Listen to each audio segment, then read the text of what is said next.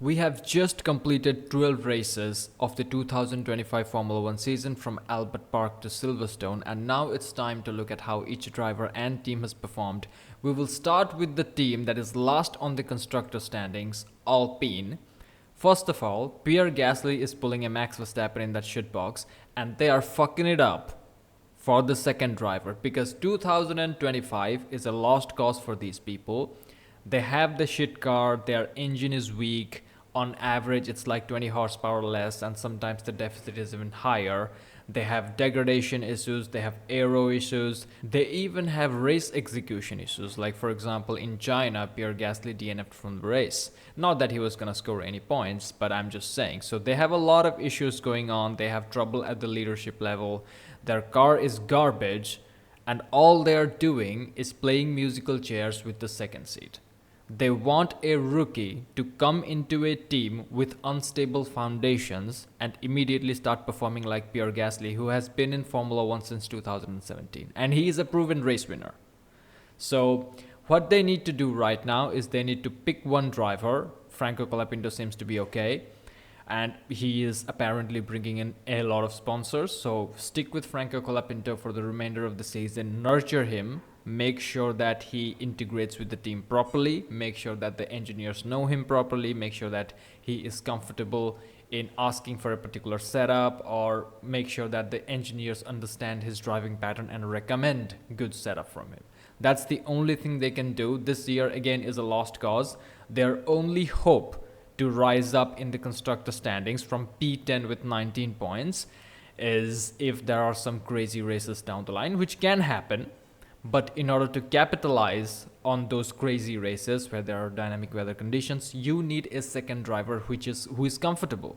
Because right now, when you put a gun to a driver's head and say that you have 3 races before you start bringing in points, otherwise you're going to be fired, obviously the rookies who are new to the team, who don't know everyone around the team, they are new to the pressure of Formula One, dealing with the media and all this shit, obviously they're going to make mistakes.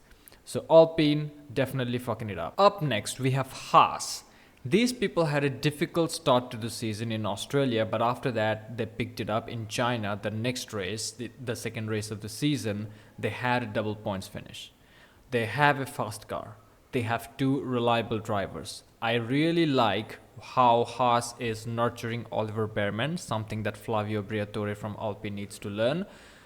And he has put on some amazing drives. I think there was some race, I think in Bahrain, where Bearman started P20 and finished P10. One of the best drives, arguably, of his debut season. But the problem that they have is that they seem to have issues in executing clean race weekends. There is always something that these motherfuckers are dealing with. For example, Oliver Bearman, 10-place grid penalty in Monaco. 10-place grid penalty in the most recent race, what the fuck it was called, Silverstone. So all of these issues that these guys are recovering from, and sometimes Esteban Ocon forgets to put in a good qualifying lap and he starts from the back of the grid, and he spends the entire race trying to make an ambitious one-stop strategy work or something like that, waiting for safety car, these type of things. So they need to get their shit together in terms of the race execution part. Another problem Haas has is Esteban Ocon himself. As you might know, Esteban Ocon is the worst teammate that any F1 driver can have in their career. Everybody hated him. He crashed with Sergio Perez, he crashed with Pierre Gasly, he tried to put Fernando Alonso in the wall, even though Fernando Alonso is the reason why Esteban Ocon has a race win in Formula One. And right now, the next victim of Esteban is Oliver Bearman. He crashed into him in the Silverstone Grand Prix. Now, obviously, I haven't seen the onboard footage because I don't need to. It's Esteban Ocon. If Esteban is involved in a crash with a teammate, it's his fault. So they need to check that also. And this is actually one of the reasons why I was hoping Haas would show up the shit car, because I wanted Esteban to have a terrible time. But at the same time, Oliver, he's a rookie. He didn't do shit. Now he is going to have to deal with this rat-faced bastard. Up next, we have Aston Martin. They kind of had an up and down half season. So initial 2 races, the first 2 races of the season, Lance Stroll scored a bunch of points, and then neither of the drivers scored any points until Fernando Alonso started to grind hard since Spain. And one of the other interesting things about these guys is that they have a completely brand new car. So in 2023, they copied Red Bull. That's where they had the initial success of Fernando Alonso podiums. But then after that, as we came to find out, the Red Bull is an undrivable car and only Max Verstappen can drive it. So Fernando Alonso struggled like in the second half of the 2023 season and for the entirety of the 2024 season. So they went back to the drawing board, came up with a new car. It still has some issues. In the low speed corners, the car is shit. There's a little bit of extra tire degradation, especially in Silverstone. Lance said that. That's why he was dropping like a stone in a lake towards the end of the race in Silverstone.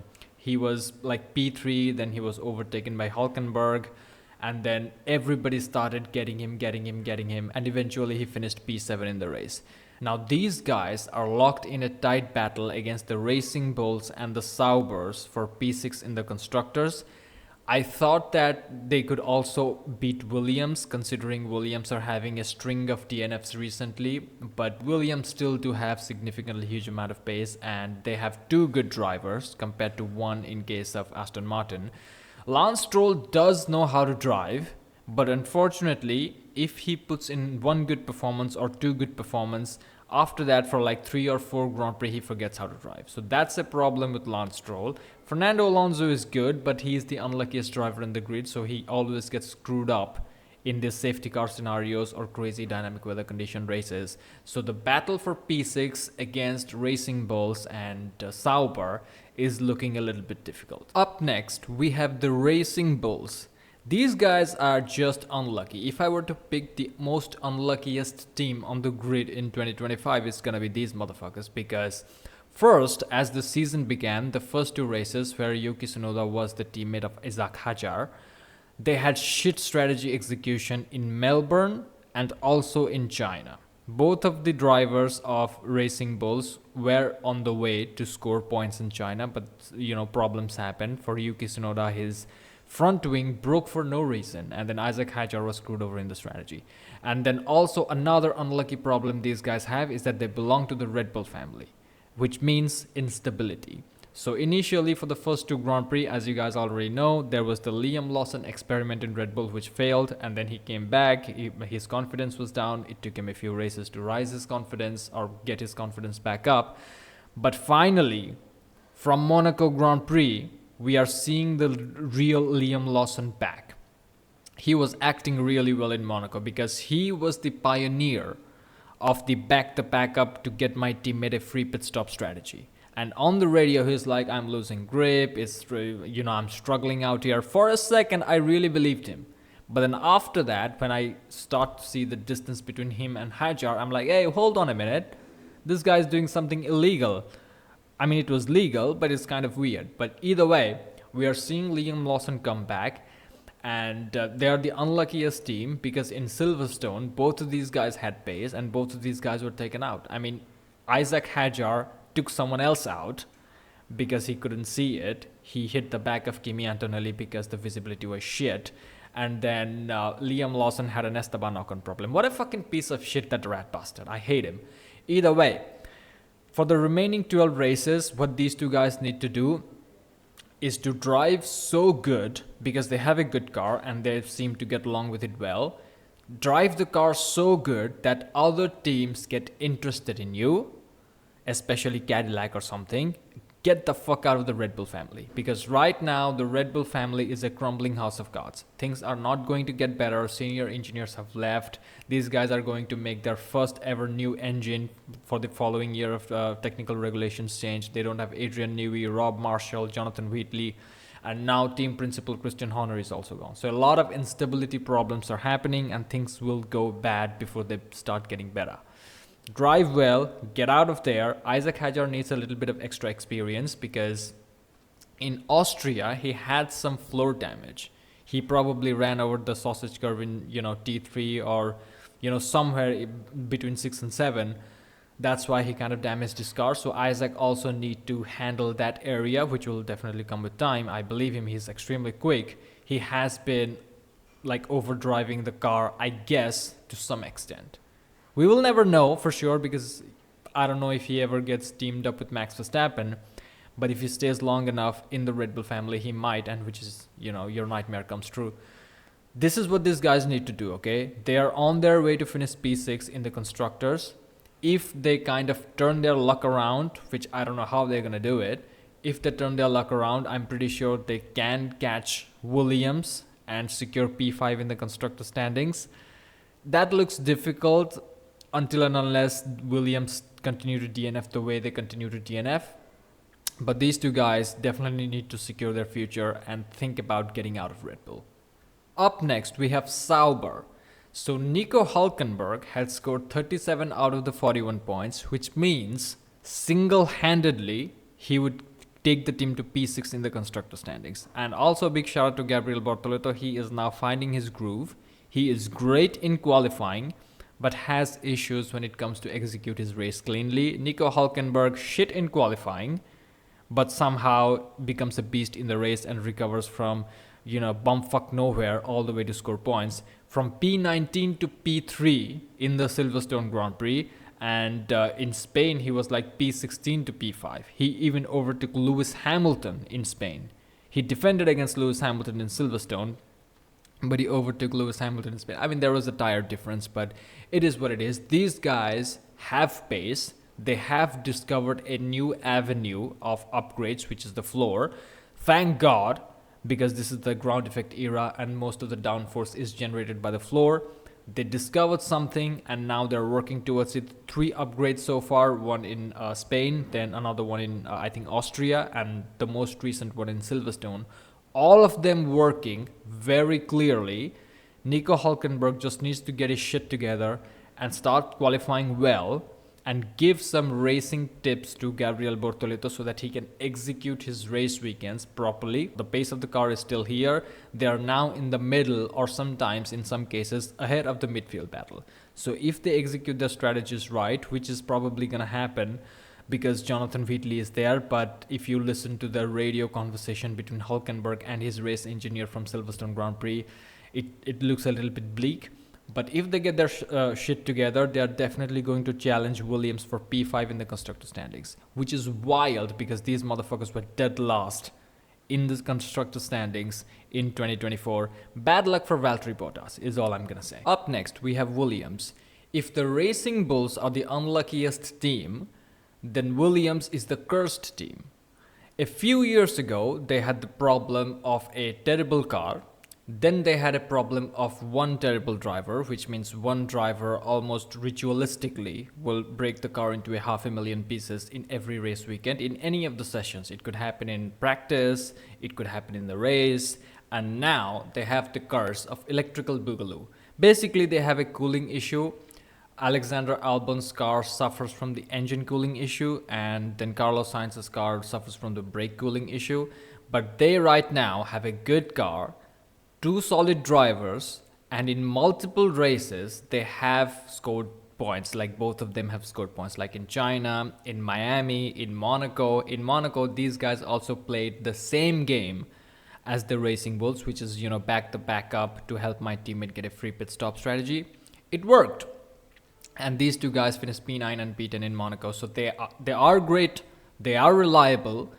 P5, and they had a bunch of DNFs in the last few races. They're not consistently scoring points. The Silverstone Grand Prix was terrible for Carlos Sainz because his old teammate, Ferrari's Charles Leclerc, clipped his front wing and, he was driving the last part of the race with a damaged car. Alexander Albon scored up some points, primarily because the cool weather of the rain-affected Silverstone didn't cause these guys to DNF.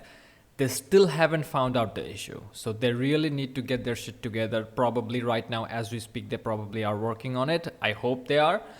Otherwise, it's going to be difficult for these guys to remain P5 because Sauber right behind them, they have 41 points on P6 and they're looking on a tear. Since Spain, Sauber has scored points in all of the races and Nico Hülkenberg looks like the motherfucker to beat in the midfield. So these guys need to get their shit together. Alexander Albon is a beast, both on track and on radio and also in off-track interviews. Carlos Sainz is, he is suffering the same luck as Fernando Alonso, it seems. Everything that could go wrong has went wrong for Chile. So we will see when we go to Spa. I hope it's a dry race and then we can finally see if these guys have actually resolved their temperature cooling issues and see if there is any new Williams curse. Up next, we have Verstappen.com Racing. Let's first talk a little bit about Yuki Tsunoda. It's sad that it is ending this way. It's sad that Yuki's last year in Formula 1, nobody's going to renew him. Yuki's last year in Formula 1 is ending this way. He is in a team in which the car is not suited to him. It's basically a shitbox, and there are unrealistic expectations on him, and he has finished dead last in the last two races, copped up a 10-second penalty in the last two races. That's definitely not the kind of consistency you are aiming for. Tell you what, out of the 172 points that these motherfuckers have, Yuki has scored 7 of them. So, you can go ahead and do the math. And speaking of Max Verstappen, he is going to lose the car number 1, and from next year it's going to be number 33, unless Red Bull get their shit together and give him some upgrades, which they are doing. As we speak, Red Bull engineers in Milton Keynes are working hard to deliver upgrades for the upcoming 2 races to only Max Verstappen's car. So in Hungary, before that in Spa, there will be some upgrades to Verstappen's car, and in Hungary there will also be some new upgrades. And this is crucial because we are at the midpoint of the season, and most teams will arguably stop developing their car because this is kind of like the 50-50 mark, and they will now focus fully onto 2026 and the regulation changes. So it's kind of interesting to see that Red Bull are still developing their car way after the mid-season mark for the next 2 Grand Prix. And if Max Verstappen even gets a semi-drivable car with half a chance of getting a podium, he's going to put it on pole and he's going to win races. So that's the only thing that's keeping me going about Verstappen's quest to win the Formula 1 World title in 2025. Can he make 5 in a row? I guess we will see. But right now he is lagging 69 points, nice, behind Oscar Piastri, the championship leader. And in my opinion, it's not that big of a gap. Because last year, if you remember, going into the Austin Grand Prix in United States, Lando Norris was 47 points behind. And if you consider that there are 12 more Grand Prix to go and Verstappen is 69 points behind, it's kind of okay. If anyone can close that deficit, it's Max Verstappen. Obviously, Lando is Lando. But Max Verstappen, if he has a car to win the World Championship, even if the car has like 20% chances of winning the World Championship, 30% chances of winning the World Championship, he is going to do it. So unless the next 2 rounds of upgrades in Spa and Hungary don't give the results that these guys want, then these guys are truly screwed. If it was not Williams' electrical boogaloo and cooling issues, they probably would be inching much more closer to P4, and Red Bull will drop down even further in the constructor standings. But right now, it's the Max Verstappen show. Let's see what happens. Let's see what these motherfuckers come up with in the upcoming 2 races. Up next, we have Mercedes. There's nothing much to talk about, so we will talk about the future of George Russell. So, if Max Verstappen was coming to Mercedes, let's say, I know there's no point of talking about if my mom had balls, she would be my dad. We all know the quote. But if Max Verstappen wants to come to Mercedes, George Russell is getting fired for sure, because Andrea Kimi Antonelli is the future of the team. Toto Wolff has made it clear about that. George Russell is kind of like an expendable person at this point, which is unfortunate to say, considering how well he has driven and how consistent he is. But there is no way Toto Wolff is going to put George Russell and Max Verstappen side by side in the same. It's not going to happen. He doesn't want another 2016. Furthermore, if Verstappen is in the team, he's a world champion. Mercedes always had a world champion behind the wheel of the car. Initially, when they joined, they had Michael Schumacher. After that, it was Lewis Hamilton. And this is the only season, if you look at Mercedes history, that they don't have a world champion driving one of their cars. So it'll be great to, return back to the tradition of having a world championship driver. And that world championship driver can nurture the young Kimi Antonelli. If you will put Kimi Antonelli on the sidelines, theoretically speaking, and put Verstappen and Russell, then Verstappen and Russell are going to fight. It's going to tear the team apart. And also, there are some rumors that Toto Wolff offered George Russell a 1+1 contract that he denied.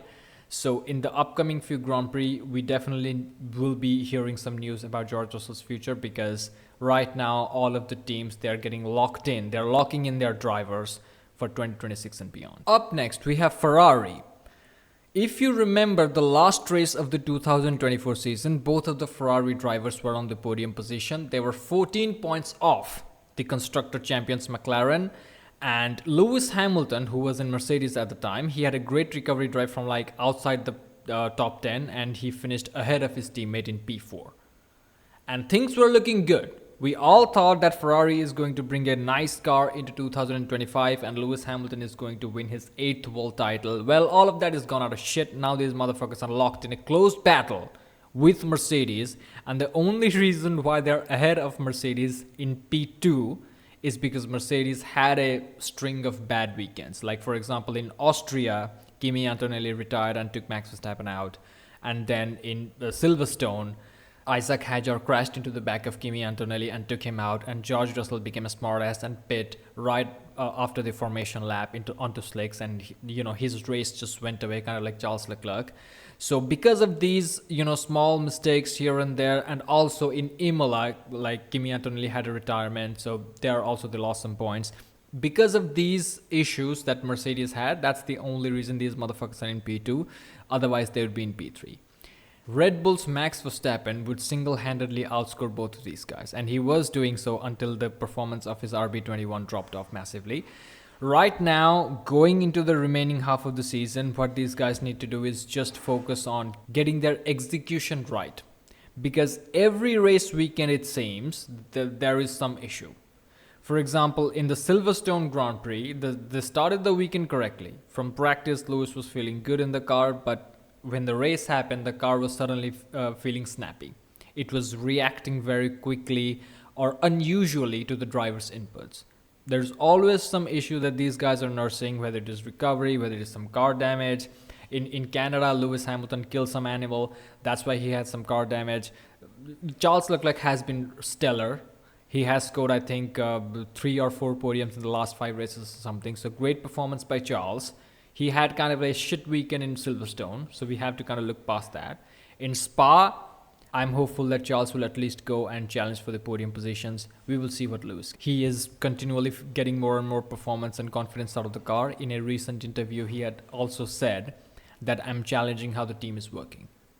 Do you understand the gravity of this? Lewis Hamilton is challenging the Ferrari way of doing things. An unstoppable force meets an immovable object. So we will see how that pans. Up next, we have the championship contenders.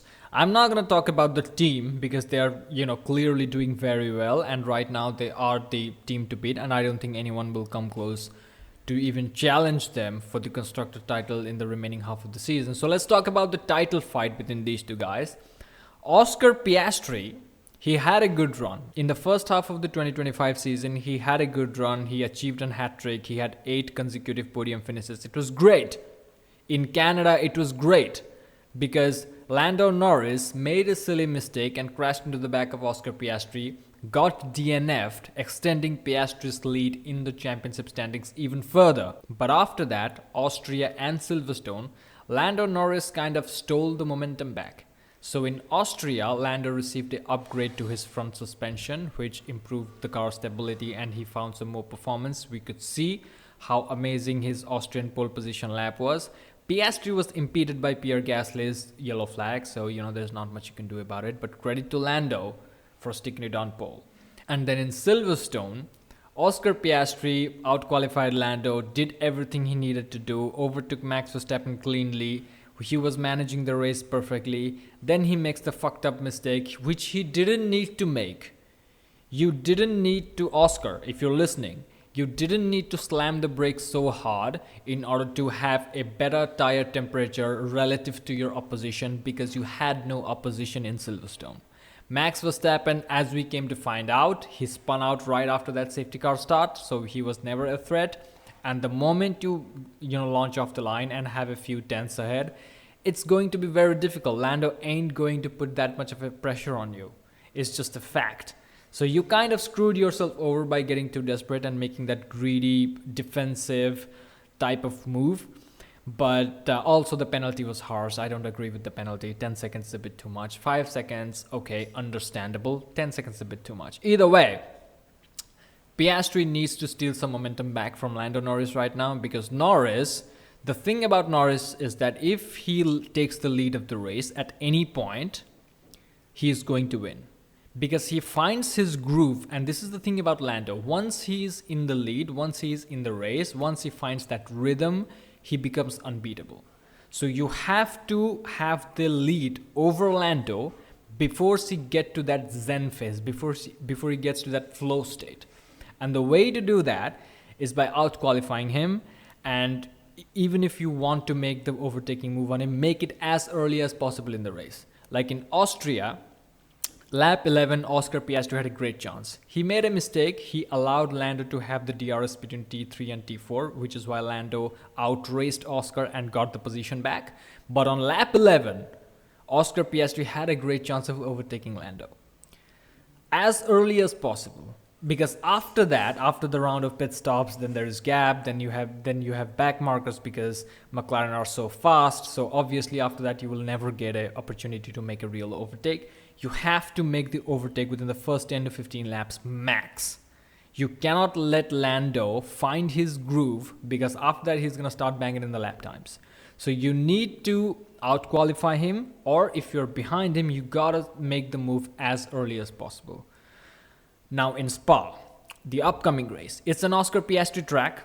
Piastri was fighting for the race victory last year. He, I think, finished less than half a second behind Lewis Hamilton. George Russell got the disqualification, so he was effectively P2.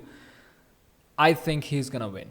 I think he is going to, steal the momentum back from Lando Norris. He had 2 weeks of off. Definitely he has recovered. Pretty pissed off after the British Grand Prix, understandably so. Harsh penalty, but he kind of also made a greedy mistake. So I guess we will see how the championship battle pans out. And also, I'm still looking forward to these guys' potential crash among each other. It's going to be difficult. All right, it's gonna for Oscar and Lando to come together and take each other out of the race, kind of like Lewis and Max did in 2021 Italy. I hope something like that happens, and I think it will probably happen, because right now only 8 points separate each of them, and if the gap starts to get closer and closer and closer, these guys are going to fight harder. And no matter how much Andrea Stella and Zach Brown say that they'll race each other clean and hard and papyrus, all that shit goes out of the fucking window when your rival is right next to you and there's like 3 points between you guys. All of that papaya rules, all of that gentlemanly thing, it all goes out of the window. You will go for any opportunity you can find. If Oscar Piastri is ahead of Lando Norris, he's going to do the Max Verstappen defensive style. He's going to do it. Lando will probably not do it because, he cracks under pressure. But, and also he doesn't need to. If Lando is ahead of Oscar Piastri and it's a little bit late into the race, he's not going to make any mistake. If you remember Melbourne 2025, tricky conditions, Max Verstappen finished less than a second behind Lando in that race. And Lando absorbed all of the fucking pressure from Max Verstappen on a wet track. So Oscar Piastri will win the 2025 Belgian Grand Prix, and then we will see how things pan out. So thank you for watching, like and subscribe, and I'll see you in the next one.